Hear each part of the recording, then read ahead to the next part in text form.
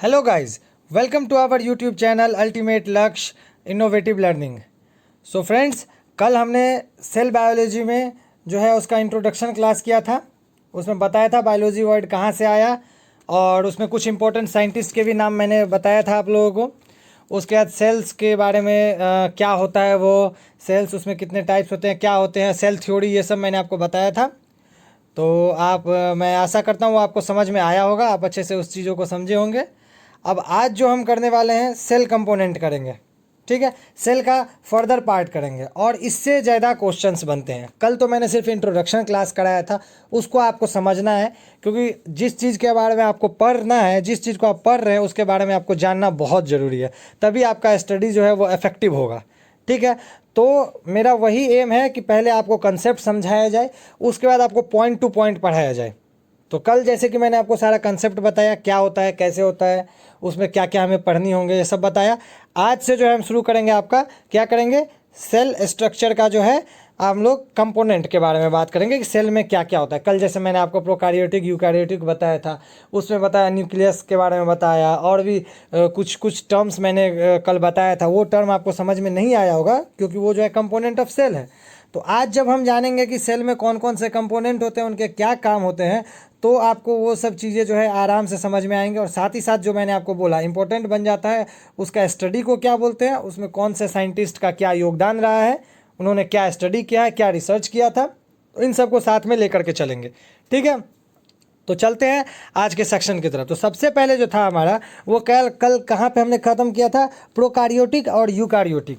तो प्रोकारियोटिक क्या था आपका, प्रोकारियोटिक आपका क्या था, प्रिमिटिव जिसको बोलते हैं। प्रो मतलब वो जो है पूरा तरह से मैच्योर नहीं होता है, उसमें न्यूक्लियस नहीं होता है, उसमें आपको बहुत सारी चीज़ें नहीं पाए जाते हैं क्योंकि वो प्रिमिटिव है। क्या है वो, प्रिमिटिव है, इमेच्योर है। और यूकारियोटिक सेल क्या है, जो मैच्योर है, जिसमें केंद्रक पाया जाता है, न्यूक्लियस पाया जाता है। तो आज हम इन चीज़ों को देखेंगे कि न्यूक्लियस क्या है। यूनिसेलुलर के बारे में तो हमने जाना, मल्टी सेलुलर जाना, तो आपको पता होना चाहिए प्रोकारियोटिक जो है वो सिर्फ यूनिसेलुलर में ही होता है। जो भी प्रोकारियोटिक सेल है वो क्या होता है, यूनिसेलुलर ऑर्गेनिज्म में ही पाया जाता है। और यूकारियोटिक जो है वो किस में पाया जाता है, वो आपको यूनिसेलुलर में ही पाया जाता है और मल्टी सेलुलर में भी पाया जाता है। यूनिसेलुलर क्या बताया था मैंने आपको, कि जितने भी लाइफ के प्रोसेस है, लाइफ प्रोसेसेस क्या है, कल मैंने आपको बताया था। जैसे डाइजेशन, आप फीडिंग करते हो, फूड खाते हो, जो फूड खाते हो, फूडिंग करते हो, उसको क्या बोलते हैं, वो हो गया आपका लाइफ प्रोसेस। उसके बाद आपका डाइजेशन होता है, वो क्या है, लाइफ प्रोसेस। उसके बाद आप एक्सक्रेशन करते हो, उत्सर्जन करते हो, वो लाइफ प्रोसेस। रिप्रोडक्शन करते हो, वो लाइफ प्रोसेस है। तो ये सब जो है यूनिसेलुलर में एक ही सेल करता है, और मल्टी सेलुलर में जो है इन सब चीज़ों को करने के लिए अलग अलग टाइप के जो है आपका सेल्स उसमें जो है इंक्लूड होते हैं। जो सेल है उसमें वो रिस्पॉन्सिबल होते हैं, ठीक है। तो इस तरह से, तो देखिए यहाँ पे आप देख रहे हैं प्रोकारियोटिक और यूकारियोटिक में जो है ये वेन डायग्राम है। वेन डायग्राम में क्या होता है, जो आपका अलग है वो सिर्फ उसके लिए है, ठीक है, वो सिर्फ उसके लिए। और ये जो बीच में आता है वो क्या है, कॉमन है, यानी ये दोनों में पाया जाता है, ठीक है। तो अभी देखते हैं एक बार जो है क्या है उसमें पाया जाता है, क्या इसमें पाया जाता है और क्या दोनों में पाया जाता है। तो देखिए मैंने आपको पहले ही बताया प्रोकारियोटिक खाली यूनिसेलुलर में होता है और ये यूनी और मल्टी दोनों में होता है, करेक्ट।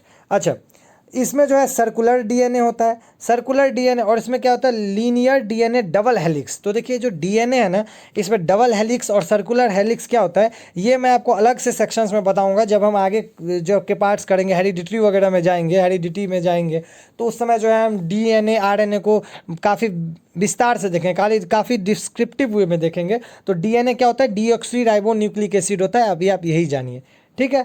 तो डीएनए जो होता है वो डबल हेलिक्स होता है। डबल हेलिक्स मतलब क्या हुआ, कि ये भी मैं आपको उस सेक्शन में बताऊंगा कि डबल हेलिक्स कैसे हो जाता है। ये है ना, ये होता है डबल हेलिक्स, ऐसा स्ट्रक्चर होता है, ठीक है। और सर्कुलर मतलब कुछ इस टाइप का बनेगा, ठीक है, इस टाइप का। तो वो क्या होता है, सर्कुलर होता है। ये मैं आपको उस सेक्शन में बताऊंगा, बस आप अभी यही जानिए कि प्रोकारियोटिक जो होता है वो इमेच्योर है, उसमें सर्कुलर डीएनए होता है, और यूकारियोटिक में जो है लीनियर या फिर डबल हेलिक्स होता है, ठीक है।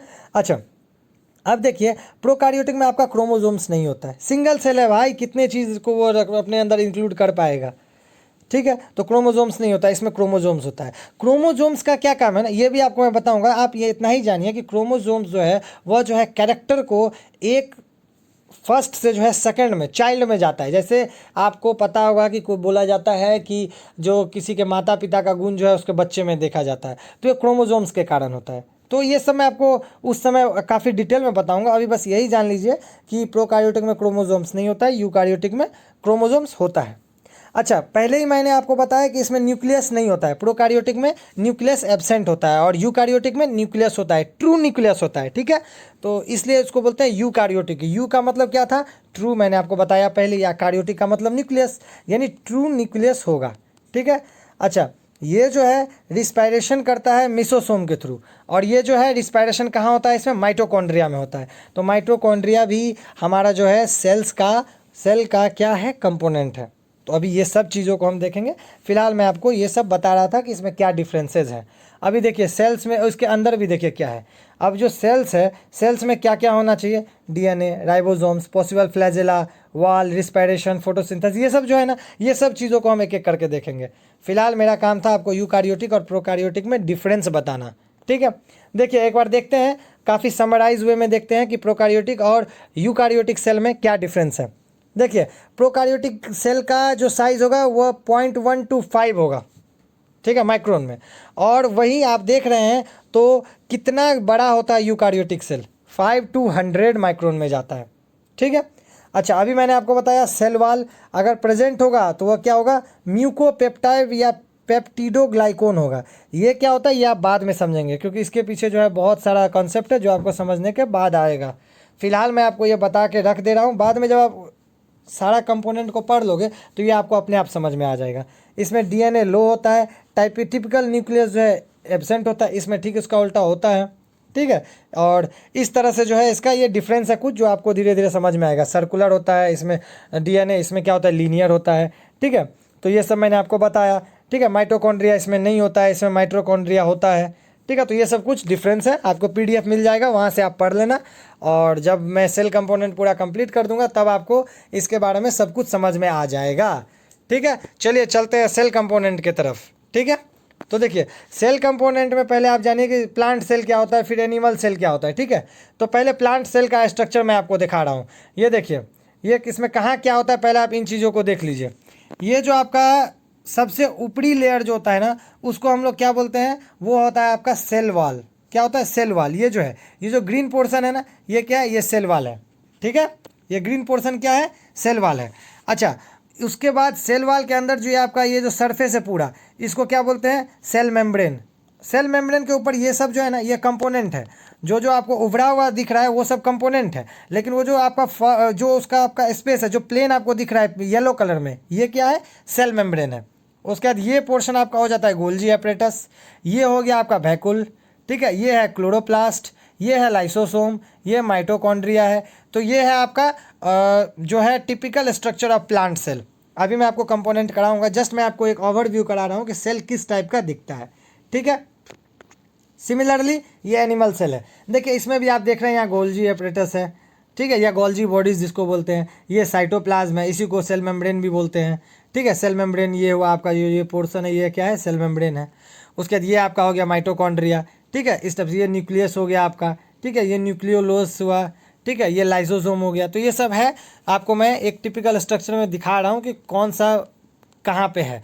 उसके बाद मैं इन सब का जो है स्पेशली अलग अलग करके स्ट्रक्चर वाइज आपको समझा दूंगा कि कौन सा पोर्शन को क्या बोलते हैं, उसका क्या काम है, वो कैसा दिखता है। बाद में आप उसको इससे टैली करके समझ सकते हो। ओके, चलते हैं। देखिए प्लांट सेल और एनिमल सेल में पहले डिफरेंस देख लेते हैं, बाद में कंपोनेंट करेंगे, कंबाइंड कंपोनेंट कर लेंगे पूरे ही सेल का, चाहे वो प्लांट हो या एनिमल हो। ओके, तो देख लेते हैं पहले क्या क्या चीज़ जो है हमको एक्स्ट्रा है प्लांट में या क्या एनिमल में नहीं है, तो उसको फिर अलग से हम लोग डिस्क्राइब कर लेंगे, ठीक है। तो देखिए सबसे पहला है सेलुलोज और cell wall present external to cell.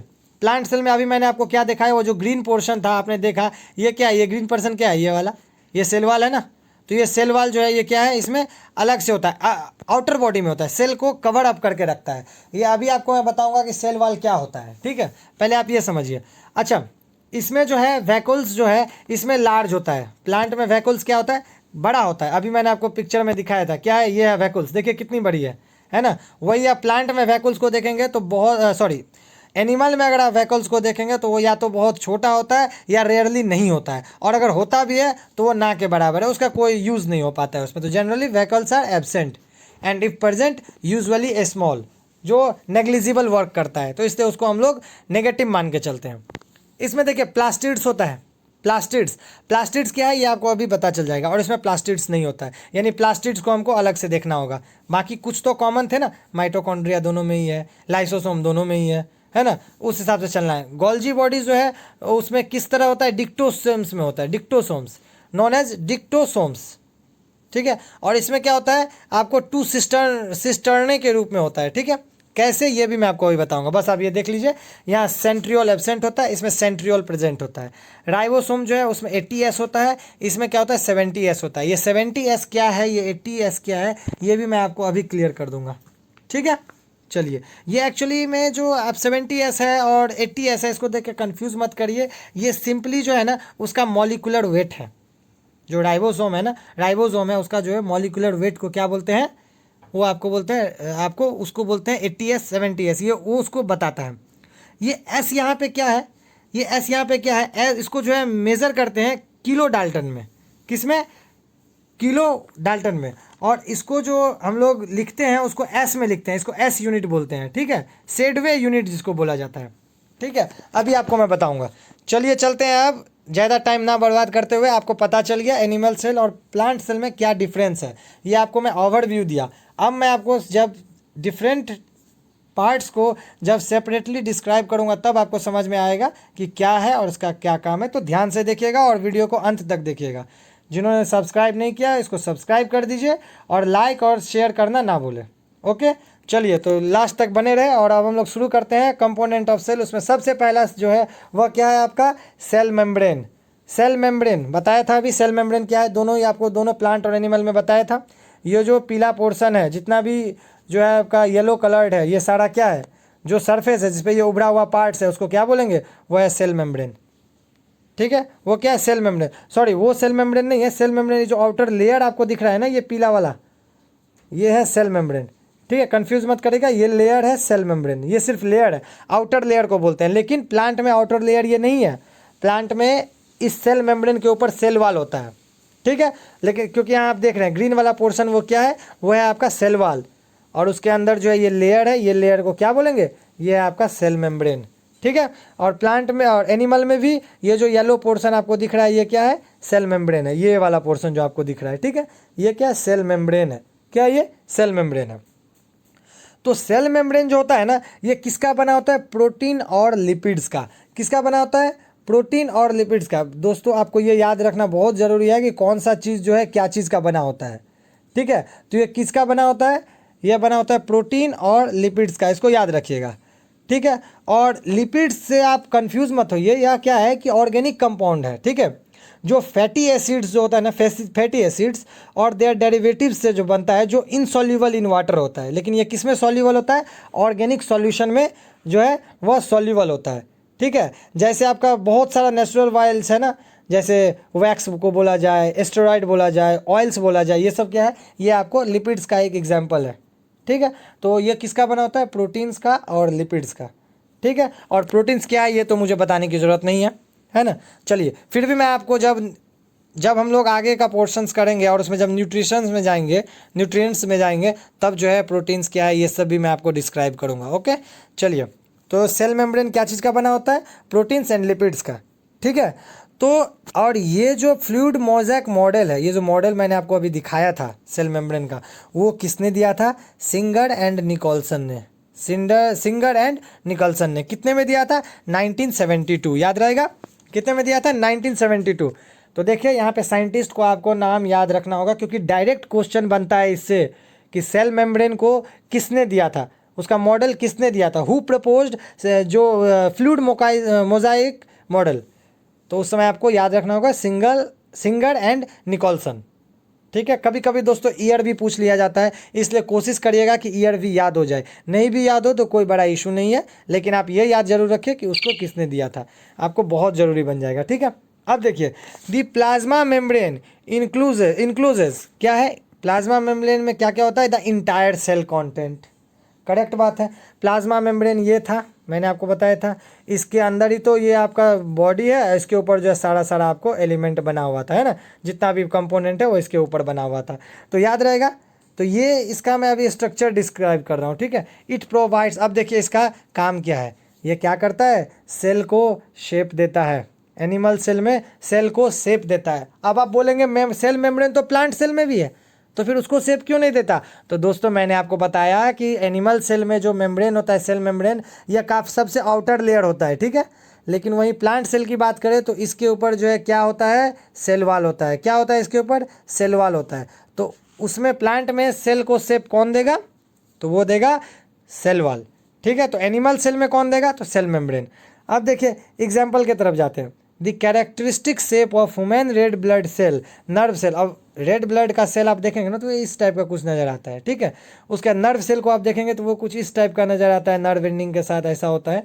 वो मैं आपको बताऊंगा जब उस पोर्शन पे जाएंगे तो उसको क्लियर करेंगे। तो ये नर्व सेल जो है इसका अलग शेप होता है, ठीक है। बोन सेल का शेप अलग होता है। तो ये शेप कौन प्रोवाइड करता है, सेल मेम्ब्रेन। अब देखिए इसका काम एक हो गया कि सेल को शेप देता है। स्ट्रक्चर समझ में आ गया कि ये आउटर बॉडी होता है प्लांट में, ठीक है, जो उसको कवर करता है। और अब जो इसका मेन वर्क है, it allows transport of certain substance into and out of the cell but not all substance. This is why it is selectively permeable. तो याद रखिएगा बहुत एग्जाम में जो है पूछा जाता है which part of cell या which component of cell is known as selectively permeable। Selectively permeable, permeable बोले तो क्या, तो परमिएबल मतलब होता है किसी चीज़ को आने जाने की अनुमति देना। तो सेल मेम्ब्रेन क्या करता है कि सेल को जो चीज़ की ज़रूरत होती है या फिर उसको जो चीज़ की ज़रूरत नहीं होती है तो यह चीज़ों को अंदर बाहर करता है, ठीक है। मान लीजिए आपके शरीर में वाटर ज़्यादा हो गया और सेल को उतनी वाटर की ज़रूरत नहीं है, तो वो क्या करेगा, अपने से बाहर निकाल देगा। अब सेल में वाटर कम हो गया तो वो क्या करेगा, बाहर से वाटर को सेल में लेगा। तो ये क्या करता है, समझ में आया, ये ट्रांसपोर्टेशन का काम करता है, इसलिए इसको बोलते हैं सेलेक्टिवली परमिएबल। याद रहेगा। चलिए अब देखिए, अभी हमने देखा कि ट्रांसपोर्टेशन होता है मॉलिक्यूल्स का, सब चीज़ नहीं। अब ऐसा नहीं है कि आपके सेल से माइटोकॉन्ड्रिया निकल के चले जाए या आपके सेल से वैक्यूल्स निकल के चले जाए, तब तो सेल का माइटोकॉन्ड्रिया निकल गया, सेल तो ऐसे ही ख़त्म हो जाएगा, है ना। तो जो वांटेड या अनवांटेड चीज़ होता है, इनको जो चाहिए होता है, ये बहुत सेल्फिश होते हैं दोस्त, ठीक है। ये क्या करते हैं, जो आपको उसको ज़रूरत नहीं होता है उसको बाहर फेंक देते हैं, और जो इनको चाहिए होता है वो बाहर से ले लेते हैं। तो ये क्या करते हैं, आप बहुत ही सेल्फिश होते हैं, ये सिर्फ अपने बारे में सोचते हैं, याद रखिएगा, ठीक है। तो अभी जो मैंने आपको ट्रांसपोर्टेशन बताया, तो वो ट्रांसपोर्टेशन जो सेल करते हैं वो कितने टाइप में करते हैं, कितने तरीके से करते हैं, उसको आप देखिएगा, ठीक है। तो चलिए, transportation of molecules. Small molecules can be transported across the plasma membrane and any of the following in 3 method. क्या बोला अभी मैंने, प्लाज्मा मेम्ब्रेन जो है जिन कंपोनेंट्स को, जिन चीज़ों को, जिन मॉलिक्यूल्स को आने और जाने देगा, उसके लिए 3 प्रोसेस होता है।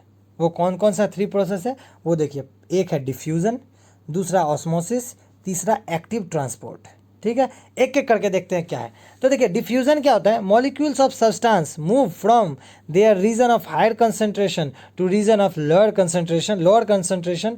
This does not require energy, absorption of glucose in a cell. अब देखिए मैं आपको इसका एक एग्जांपल देता हूँ। ये है आपका सेल, यहाँ आपका वाटर है, बहुत सारा वाटर है, ठीक है। ये आपका वाटर है, सॉरी ये वाटर जैसा तो आपको लग नहीं रहा होगा, ठीक है, मैं आपको वाटर जैसा ही दिखाता हूँ। ये आपका सेल है, यहाँ आपका वाटर है, ठीक है। ये आपका क्या है, वाटर है, ज़्यादा वाटर है।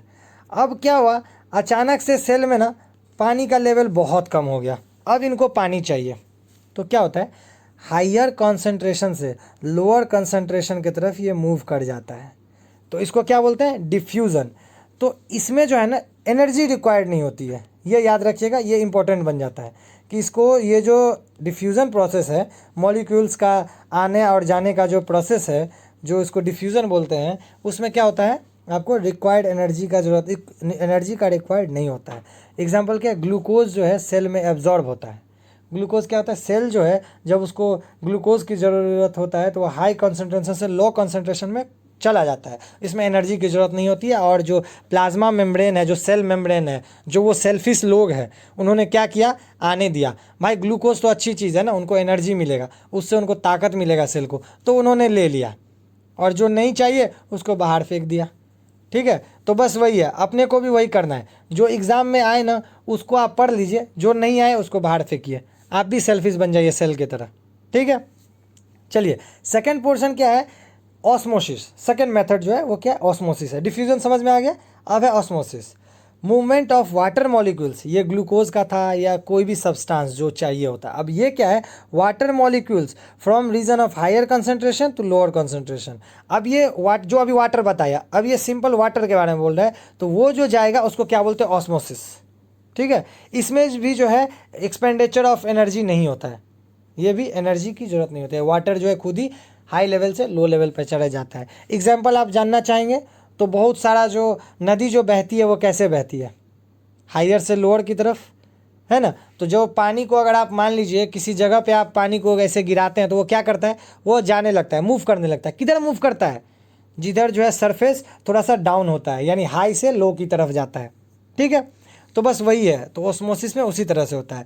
और एक्टिव ट्रांसपोर्ट क्या हुआ कि when the direction of movement of a certain molecules is from region of their lower concentration to region of higher concentration। अगर उल्टा हो जाए, अगर नदी उल्टा बहने लगे, अगर जैसे सूरज होता है, सन होता है, पश्चिम में उगने लगे, तो उसको क्या बोलेंगे, एक्टिव।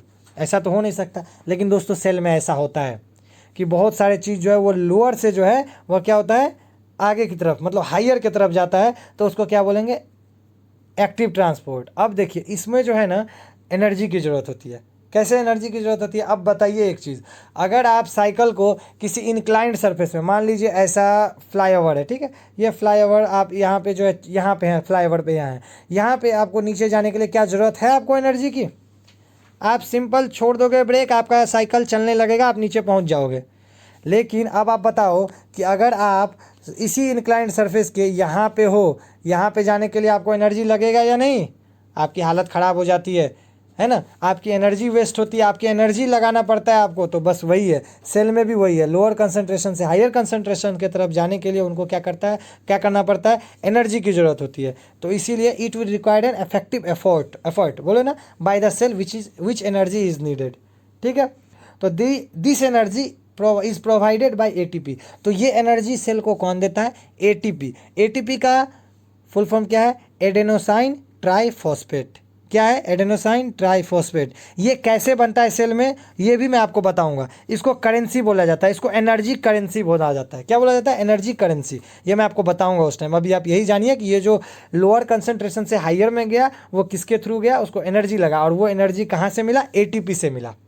ठीक है, तो द एक्टिव ट्रांसपोर्ट में also through a carrier molecules, उसको क्या बोलते हैं, कैरियर मॉलिक्यूल्स का जरूरत पड़ता है। और वो मॉलिक्यूल्स क्या क्या है, सोडियम और पोटेशियम। याद रखिएगा, क्वेश्चन डायरेक्ट बनता है, बहुत बार पूछा जा चुका है कि कौन सा जो है आपको, कौन सा मॉलिक्यूल जो है कैरियर की तरह काम करता है एटीपी में, जो एटीपी को ट्रांसपोर्ट करता है। तो क्या बोलेंगे, सोडियम एंड पोटेशियम। ये सोडियम और पोटेशियम आयन जो है यही एटीपी को जो है मूव करते हैं, एक एटीपी से जो है वो मूवमेंट में हेल्प करते हैं। ठीक है, चलिए अब देखिए, अभी हमने प्लाज्मा मेम्ब्रेन पढ़ा, वो दोनों में कॉमन था, प्लांट में भी है, एनिमल में भी है।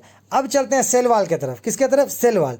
तो देखिए सेल वाल में क्या है, दिस सेल वाल जो है अभी मैंने आपको बता चुका हूँ, वो जो ग्रीन वाला पोर्शन था ये सेल मेम्ब्रेन था, इसके बाहर जो ये ग्रीन वाला पोर्शन बना हुआ था पूरा, ये ग्रीन वाला पोर्शन ये क्या था, ये सेल वाल था।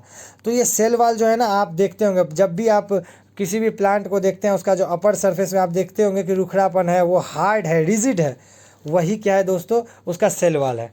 तो सेल वाल क्या है, प्लांट सेल का आउटर लेयर है।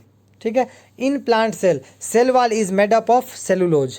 मैंने आपको पहले ही बताया किससे बना हुआ होता है, कौन उसका जो है उसको खोजा कौन है, किसने उसके बारे में पता लगाया, ये सब आपको जानने की बहुत ज़रूरी है। यही इसी से जो है एग्जाम में क्वेश्चंस बनता है, याद रहेगा।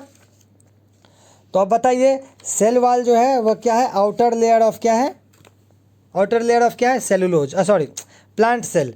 ठीक है, और यह किसका बना होता है, सेलुलोज का बना होता है।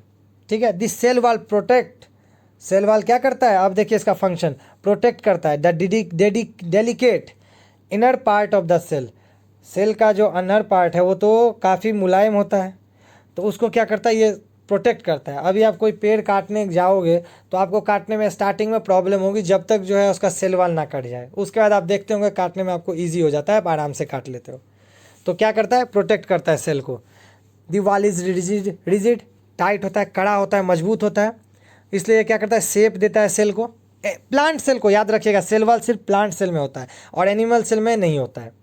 And does not allow distension of the cells, thus leading to turgidity of the cell that is useful in many ways. तो इसके वजह से जो टाइट होता है, जो शेप देता है, इसके वजह से जो है बहुत सारा चीज़ जो है उसमें अच्छा होता है। क्या क्या होता है? It freely allows the passage of water and other chemicals into and out of the cell, जिसके कारण क्या होता है, ये सेल को जो है, सेल के अंदर जो है वाटर को आने जाने में बहुत ज़्यादा हेल्प मिलता है उससे। ठीक है, अच्छा, chemicals into the out of cell. ठीक है, these there are breaks in the primary wall of adjacent cell through which cytoplasm of one cell remain connected with the other. इसके वजह से क्या होता है, एक सेल से दूसरे सेल में जो साइटोप्लाज्म होता है वो कनेक्टेड होता है। ठीक है, अच्छा, the cytoplasmic strand which connect one वाल टू अदर वाल, जिस स्ट्रैंड से वो दोनों वाल जुड़े होते हैं उसको क्या बोलते हैं? प्लाज्मोडेस्माटा। क्या बोलते हैं? प्लाज्मोडेस्माटा। याद रहेगा। चलिए, अब आ जाते हैं हम जो दोनों में पाया जाता है कॉमन। पहले हमने आउटर बॉडी को डिस्कस किया, अब इनर बॉडीज़ की तरफ चलते हैं। उसमें पहला क्या है? Endoplasmic reticulum. काफ़ी टफ नाम है ना, सुनने में थोड़ा अजीब लग रहा है, इंडोप्लाज्मिक रेटिकुलम, पर आप जब 2-3 बार पढ़ लेंगे आप समझ जाएंगे कि ये क्या होता है, आपको याद हो जाएगा। इसको शॉर्ट में क्या बोलते हैं दोस्तों? ER, endoplasmic reticulum. अब देखिए, इसको साइंटिस्ट के बारे में जानना बहुत ज़रूरी है, कई बार एग्जाम में पूछा जा चुका है कि इंडोप्लाज्मिक रेटिकुलम को डिस्कवर किसने किया था। तो किसने किया था? Keith R Porter. किसने किया था? Keith R Porter. कितने ईस्वी में किया था? किस सेंचुरी में किया था? 1954 में किया था। ठीक है, 19th सेंचुरी में किया था। ठीक है, देखिए, सॉरी 20th सेंचुरी बोला जाएगा क्योंकि 1954 है। तो 1954 में कीथ आर पॉर्टर ने क्या किया था? इंडोप्लाज्मिक रेटिकुलम को डिस्कवर किया था। ओके, अब देखिए इंडोप्लाज्मिक रेटिकुलम, आखिर ये जो इतना बहुत अजीब सा नाम है, काफ़ी टफ नाम है, आखिर ये करता क्या है? आखिर ये क्या काम करता है जिसको जानने की ज़रूरत है? तो दोस्तों, यही है जो प्रोटीन को स्टोर करता है और प्रोडक्शन करता है। प्रोटीन बनाता है और स्टोर कौन करता है? Endoplasmic reticulum. याद रहेगा, इंडोप्लाज्मिक रेटिकुलम का क्या काम है? यह जो है आपको प्रोटीन को सिंथेसिस करता है, प्रोटीन को प्रोडक्शन करता है और स्टोरेज रखता है उसको। ठीक है, जो हमारा प्रोटीन क्या काम करता है आपको पता है? प्रोटीन जो हमको हमारा ग्रोथ में सबसे अहम भूमिका निभाता है। ठीक है, it is responsible for the growth in humans, not in humans, actually in all living organism that contains endoplasmic reticulum. हाँ, तो on the basis of ribosome क्या होता है? राइबोसोम इसको जो है 2 पार्ट्स में डिवाइड करते हैं। अब राइबोसोम्स क्या है? यहाँ एक तो याद हो नहीं रही थी, दूसरा आ गया फिर से एक टर्म, राइबोसोम्स। राइबोसोम क्या है?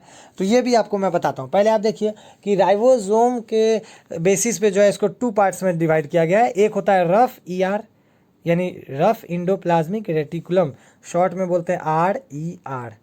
सेकंड क्या है? स्मूथ ER, मतलब SER। क्या है ये? SER, smooth endoplasmic reticulum. तो देखिए, जिसमें राइबोसोम होता है ना सरफेस पे, उसको रफ बोलते हैं, और जिसके सरफेस पे राइबोसोम नहीं होता है उसको क्या बोलते हैं? उसको स्मूथ बोलते हैं। अब आप एक चीज़ बताइए कि अगर किसी सरफेस पे, कोई भी प्लेन सरफेस पे अगर आप कुछ रख देंगे तो आपको रफ लगेगा या नहीं? हाँ या नहीं? लगेगा। और जब वो नहीं रहेगा तो क्या होगा? स्मूथ होगा। तो दोस्तों, कुछ नहीं है, जो रफ है उसमें रहेगा। आपको खुद ही समझना होगा कि सरफेस पे जो है कुछ है, तो वो क्या है? वही है राइबोसोम। तो वो रफ हुआ, जिस पे नहीं है वो स्मूथ हुआ। ठीक है, और तो क्या होता है कि जो रफ इंडोप्लाज्मिक रेटिकुलम होता है ना, वो प्रोटीन का जो है असेंबली करता है, प्रोटीन असेंबली करता है, मतलब सिंथेसाइज करता है और पैकेज करता है। जो इंडोप्लाज्मिक रेटिकुलम प्रोटीन का प्रोडक्शन करता है और उसको स्टोर रखता है, वो किसके वजह से? पैकेज में रखता है, पैकेज करता है, किसके वजह से? राइबोसोम की वजह से। ठीक है, तो अब आप बोलेंगे स्मूथ में तो राइबोसोम है नहीं, तो फिर ये क्या करता है? तो ये क्या करता है? लिपिड। क्या मैंने आपको बताया था थोड़ी देर पहले? प्रोटीन और लिपिड का बना होता है आपका सेल मेम्ब्रेन। तो वही लिपिड कौन बनाता है और स्टेरॉइड कौन बनाता है? वो बनाता है आपको SER। तो याद रहेगा, दोनों का अलग अलग फंक्शन है। राइबोसोम जहाँ आ गया वहाँ पे प्रोटीन सिंथेसिस और पैकेजिंग करेगा। जहाँ राइबोसोम नहीं है, स्मूथ है, वहाँ क्या होगा? लिपिड और स्टेरॉइड जो है वो बनेगा, सिंथेसिस होगा और स्टोर रहेगा। ठीक है, चलिए अब ये देखिए, मैं आपको दिखाता हूँ इंडोप्लाज्मिक रेटिकुलम क्या है। ये जो पोर्शन है आपका, ये और ये आपका पूरा पोर्शन क्या है? ये क्या है पूरा पोर्शन, ये है आपका ये है आपका एंडोप्लाज्मिक रेटिकुलम। तो ये जो एंडोप्लाज्मिक रेटिकुलम होता है ना, ये न्यूक्लियस के ऊपर डीजेनरेट हुआ रहता है।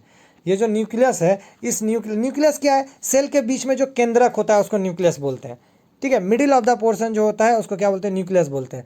तो इसके ऊपर जो डीजेनरेटेड होता है ना, ये देखिए एंडोप्लाज्मिक रेटिकुलम जो है वही न्यूक्लियस के ऊपर डीजेनरेट होता है, ठीक है। तो उसको क्या बोलते हैं, एंडोप्लाज्मिक रेटिकुलम। देखिए यहाँ पे ये जो डॉट डॉट आपको दिख रहा है ना, ये जितना भी आपको डॉट डॉट दिख रहा है, वाइट वाइट दिख रहा है यहाँ पे, ये जितना भी है डॉट डॉट, ये सब क्या है, ये आपका राइबोसोम है। तो इसलिए ये क्या हुआ आपका, ये हो गया आपका रफ, RER। और यहाँ देखिए इस सरफेस में नहीं है, तो ये सरफेस को क्या बोलेंगे, स्मूथ। दोनों का आपको पता चल गया कि क्या है फंक्शंस। चलिए अब देखिए, अभी आपको एक अलग सा चीज़ सुनाई पड़ा था इससे पहले, वो क्या था, राइबोसोम। तो राइबोसोम क्या है, राइबोसोम कहाँ होता है, साइटोप्लाज्म ऑफ द सेल होता है, और सरफेस पे भी होता है। बोलेंगे साइटोप्लाज्म, तो आपने कहा ही नहीं, साइटोप्लाज्म क्या होता है भाई। तो देखिए सेल का जो आउटर मेम्ब्रेन होता है, सेल मेम्ब्रेन, उसके अंदर का जो पूरा सरफेस है, ये पूरा सरफेस को क्या बोलेंगे, साइटोप्लाज्म बोलेंगे। साइटोप्लाज्म में ही जो है सारा कंपोनेंट होता है सेल का, याद रखिएगा, ठीक है। समझ में आया अब ये साइटोप्लाज्म किस प्राणी का नाम है। चलिए तो अब देखिए, यही सरफेस पे जो है, इस सरफेस पे भी होता है आपको राइबोसोम, और एंडोप्लाज्मिक रेटिकुलम का रफ वाला जो पोर्शन है उसमें होता है। तो इसलिए यहाँ भी देखिए ये सब जो डॉट है, ये क्या है, ये आपका राइबोसोम ही है, ठीक है। अब राइबोसोम का निकनेम क्या है, ये भी बहुत एग्जाम में, SSC तो कई बार पूछता है, रेलवे में भी कितनी बार पूछा जा चुका है कि निकनेम क्या है। आप देखेंगे बोलेगा power house of the cell क्या है, एनर्जी करेंसी किसको बोलते हैं। अभी मैंने एनर्जी करेंसी आपको बताया था, ATP को बोला जाता है, एडेनोसाइन ट्राइफॉस्फेट। अभी निकनेम जो है राइबोसोम का क्या है, तो protein factory of the cell क्या है। अभी तो हमने देखा कि राइबोसोम क्या कर रहा था, प्रोटीन को सिंथेसिस कर रहा था और पैकेजिंग कर रहा था। तो प्रोटीन फैक्ट्री कौन हो गया, फैक्ट्री यही करता है ना, प्रोडक्शन करता है, उसको पैकेज करके भेज देता है, तो वही राइबोसोम भी करता है, इसलिए इसको क्या बोला गया, प्रोटीन फैक्ट्री बोला गया, ठीक है। तो बस यही है, और इसका और भी फंक्शन जो है वो DNA RNA में आपको समझ में आएगा, ठीक है। इतना ही जान लीजिए कि ये जो है प्रोटीन सिंथेसिस करता है, ठीक है। अब देखिए एक और इम्पोर्टेंट चीज़ है गोल्जी एपरेटस, ये दोनों में ही पाया जाता है, जिसको गोल्जी बॉडीज़ भी बोलते हैं। तो देखिए दोस्तों, इसका आविष्कार हुआ था 1898 में, इसको खोजा गया था, किसने, कैमिलो गोल्जी। ये तो आपको ऐसे ही याद रहेगा क्योंकि गोल्जी बॉडी उसका नाम में ही है गोल्जी। तो दोस्तों गोल्जी जो है इसके नाम पे ही, इसका मतलब इस साइंटिस्ट के नाम पे ही इसका नाम रखा गया, गोल्जी बॉडी, याद रहेगा। तो देखिए गोल्जी बॉडी का क्या काम है, अब आपको समझ में आएगा कि there are 3 to 7 Golgi body organelles present in animal cell. Animal cell में कितना होता है, 3 to 7, लेकिन ब्लू एल्गी जो होता है उसमें नहीं पाया जाता है। अब ये ब्लू एल्गी आप पूछेंगे क्या है, तो ये भी आपको जो है बताया जाएगा अलग से। अभी आप ये जानिए कि गोल्जी बॉडी जो है एनिमल सेल में कितना होता है, 3 to 7। अब गोल्जी एपरेटस जो है in plant is known as dictyosomes. उस समय आपको डिफरेंस में जब बताया तब वहाँ पे मैंने नाम आपको बताया था डिक्टोसोम्स। तो यही गोल्जी एपरेटस को प्लांट में क्या बोला जाता है, डिक्टोसोम्स भी बोला जाता है।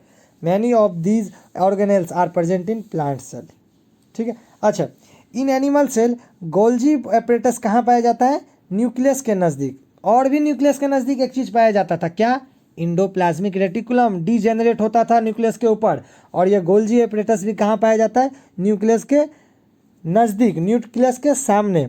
In plant cell they are present all over around the cell. और प्लांट में कोई निश्चित नहीं है कि कहाँ है, वो जगह जगह पे रहता है, ठीक है।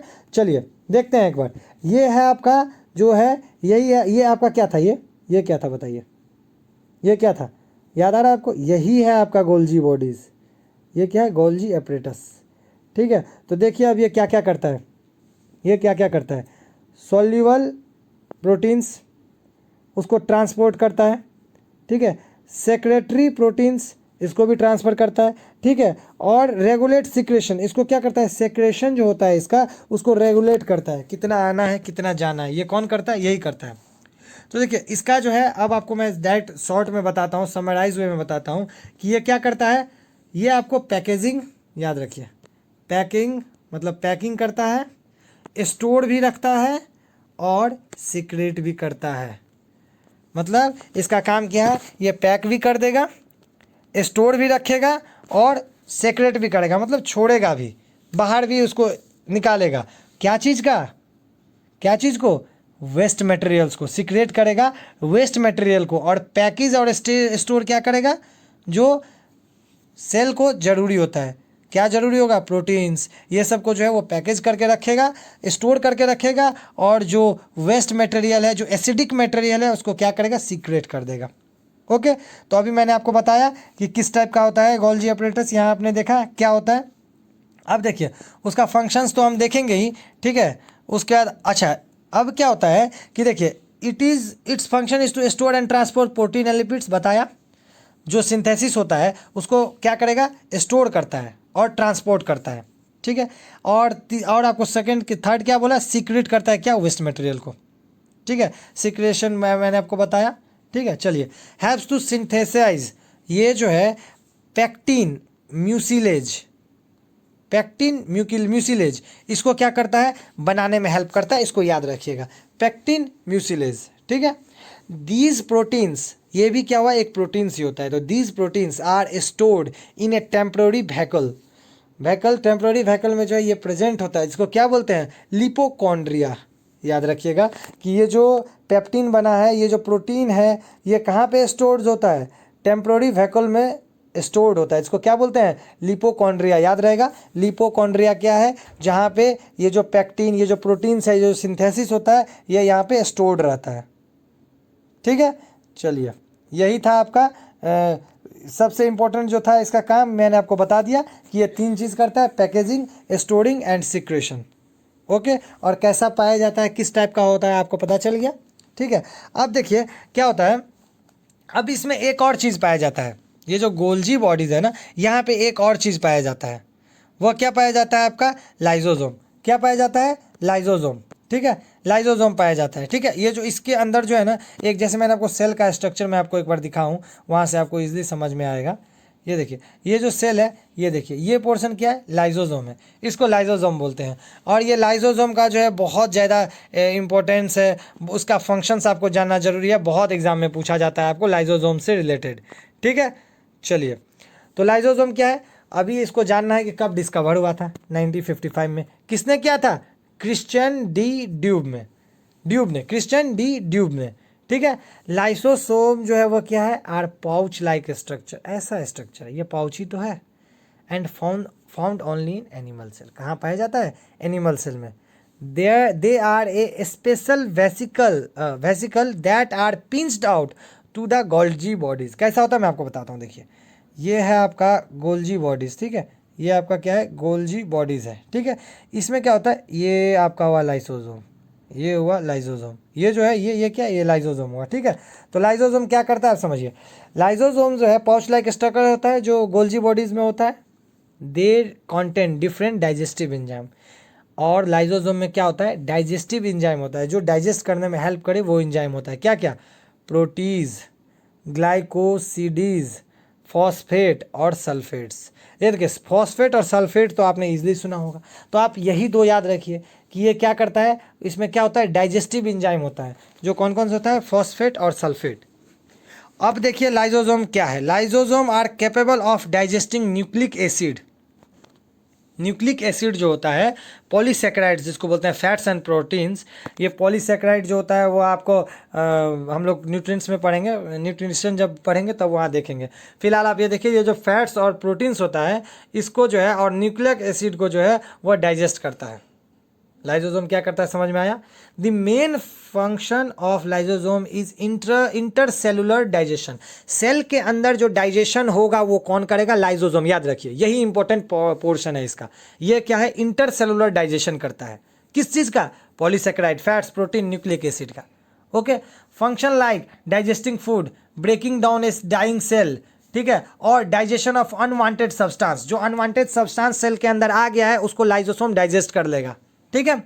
अब देखिए, थ्रू ए प्रोसेस ऑफ, एक मिनट, हाँ, through a process called as autolysis. ध्यान दीजिएगा, ये प्रोसेस भी पूछा जाता है, व्हाट इज ऑटोलिसिस, ठीक है। तो देखिए, through the process of autolysis lysosome lysosome क्या कर सकता है, इंड अप किलिंग देमसेल्व्स। क्या करता है, इंड अप किलिंग देमसेल्व्स, ये अपने आप को मार देता है, अपने आप को अपने आप को ख़त्म कर देता है, किल कर देता है। ये क्यों होता है, कब होता है? This happens when they injure themselves with their own enzymes. अपने इंजाइम्स के कारण जब ये इंज्योर हो जाता है तो ये बर्स्ट कर जाता है, ये फट जाता है, और इसीलिए इसको क्या बोला जाता है? Suicidal bag of the cell. ये क्या करता है? अपने आप को किल कर लेता है। कब? जब ये इंज्योर हो जाता है अपने ही इंजाइम से। ठीक है, ये अपने ही इंजाइम से मारा जाता है, तो इसलिए इसको क्या बोला जाता है? सुसाइडल बैग भी बोला जाता है, क्योंकि ये सुसाइड कर लेता है जब ये इंज्योर होता है। इसमें हिम्मत नहीं है ज़्यादा सहने की। ठीक है, अब देखिए वहाँ पे हमने एक चीज़ देखा था, प्लास्टिड्स। प्लास्टिड्स क्या होता है? The term plastids was coined by Ernst Haeckel. Ernst Haeckel जो है वह टर्म प्लास्टिड लाया था कितने में? 1866। जो एनिमल में ब्लू ग्रीन अलगी और बैक्टीरिया में नहीं पाया जाता, ये सिर्फ प्लांट में पाया जाता है। ठीक है, मैंने आपको जब बता रहा था डिफरेंस तब मैंने बताया था plastids are present in animals plant cell but not in animal cell. ठीक है, अब ये कैसा होता है? कलरलेस एंड और कलर्ड, दोनों टाइप के हो सकते हैं। ये क्या क्या हो सकते हैं? कलरलेस भी हो सकते हैं और कलर्ड भी हो सकते हैं। तो इसके अकॉर्डिंग टू देयर कलर इसको 3 पार्ट्स में बांटा गया है, ल्यूकोप्लास्ट, क्रोमोप्लास्ट, क्लोरोप्लास्ट। देखिए एक एक का एग्जाम्पल देखते हैं। ल्यूकोप्लास्ट जो व्हाइट और कलरलेस हो, कलरलेस और व्हाइट हो, उसको क्या बोलेंगे? ल्यूकोप्लास्ट। ठीक है, तो इसका एग्जाम्पल क्या है? Root with the excretion of carrot. ठीक है, root with the exception of carrot. जो रूट होता है ना कैरोट को छोड़ के, उसको क्या बोलते हैं? ल्यूकोप्लास्ट। वो किस कलर का होता है? व्हाइट कलर का होता है, या जो है फूड स्टोरेज के कारण होता है। अब आप ये भी जान लीजिए, जैसे कभी व्हाइट फ्लावर्स देखते होंगे तो व्हाइट कलर जहाँ जहाँ आप देखेंगे वो किसके वजह से होता है? वो होता है ल्यूकोप्लास्ट की तरह। तो प्लास्टिड्स क्या करता है? कलर देता है। ठीक है, कलर देता है। ओके, और क्रोमोप्लास्ट बोला जाए तो ब्लू, रेड, येलो, पिंक और ऑरेंज, ये सब किसके वजह से? जो पेटल्स ऑफ फ्लावर आप देखते होंगे अलग अलग कलर का, ये किसके वजह से होता है? क्रोमोप्लास्ट। और लास्ट है आपका क्लोरोप्लास्ट, जो है ग्रीन कलर, हरे पत्ते। वो ग्रीन कलर क्यों होता है? तो प्लास्टिड्स के कारण होता है। कौन सा प्लास्टिड? क्लोरोप्लास्ट। याद रहेगा? ठीक है, तो अभी हमने देखा, ये देखिए प्लास्टिड्स का आपको मैं और अच्छे से यहाँ पे दिखाता हूँ बाय डायग्राम। देखिए ये होता है इटियोप्लास्ट। इटियोप्लास्ट क्या होता है? जो क्रिस्टलाइन प्रोलामेलर बॉडीज होता है, जिसको प्रीक्रेसर ऑफ क्लोरोफिल बोलते हैं। क्लोरोफिल यानी हरा होने से पहले जो होता है उसको क्या बोलते हैं? इटियोप्लास्ट। क्रोमोप्लास्ट मैंने आपको अभी बताया, पिगमेंट सिंथेसिस एंड स्टोरेज करता है। क्लोरोप्लास्ट ग्रीन जो होता है, ग्रीन कलर का होता है, उसका क्या काम है? फोटोसिंथेसिस में हेल्प करता है। ल्यूकोप्लास्ट आपका वाइट कलर का होता है। तो ये सब जो है कुछ जो है उसके आपका जो है फंक्शन दिया गया है, और कितने टाइप्स का होता है ये बताया गया है। आप इसको पढ़ लेंगे, आपको ईजिली समझ में आ जाएगा। तो दोस्तों आज के लिए सेल कंपोनेंट में इतना ही है। अब जो बचा हुआ पार्ट है उसको कल कंप्लीट करके कुछ क्वेश्चंस डिस्कस करके हम जो है बायोलॉजी का नेक्स्ट चैप्टर की तरफ जाएंगे। तब तक जो है आप इसको अच्छे से कवर अप करें, अच्छे से पढ़ें, रिवीजन करें। ठीक है, और अच्छे से इसको आप लर्न करें, ताकि एग्ज़ाम में जो है आपका क्वेश्चन बायोलॉजी से ना छूटे। और बायोलॉजी का सबसे ज़्यादा वेटेज है जीएस में, जीएस सेक्शन में आपका, खास करके railway NTPC, railway group D के लिए, और एसएससी में भी इससे बहुत सारे क्वेश्चंस आते हैं। तो चैनल पे बने रहे, लाइक सब्सक्राइब करें और ज़्यादा से ज़्यादा शेयर करें। मिलते हैं अगले क्लास में। Thank you very much.